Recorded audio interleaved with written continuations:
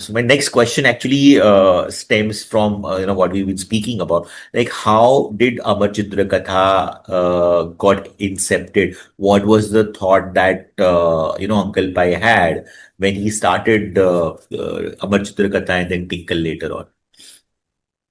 He started it basically to acquaint Indian children with their heritage, because Okay.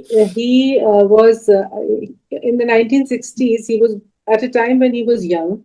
He was a chemical engineer, and but he was also very interested in Indian stories, Indian heritage. He was very steeped in it.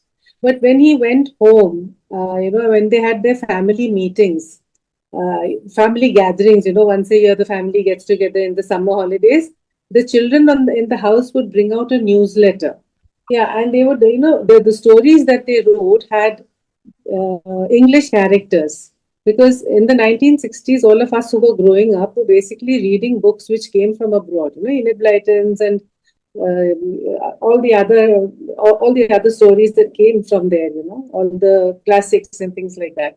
So all the characters would be named, John and Patricia and Daisy and Jack and Jill, and the flowers that they saw in the forests were all bluebells and buttercups. So he realized that they were very alienated from their own surroundings.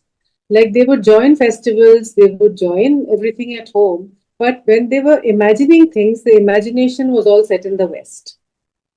And so he felt that it was very important to acquaint children with their heritage, and therefore he had this vision that he must start something to bring back the stories from not just mythology but from history, from folk tales and fables, from classical literature, from all these genres. He wanted to bring the stories back into focus, which is why he started Amar Chitra Katha.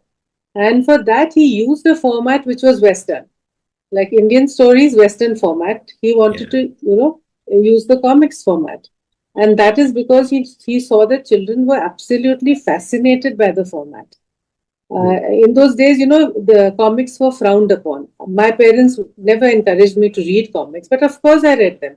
I hid them in my atlas, I read them, I hid them, on my, under my desk and read them in school. So we hid and read the comics. So, and Mr. Pai realized that if children were so attached to comics, then that was the best format to tell these stories, in that format, which is how he started Amar Chitra Katha.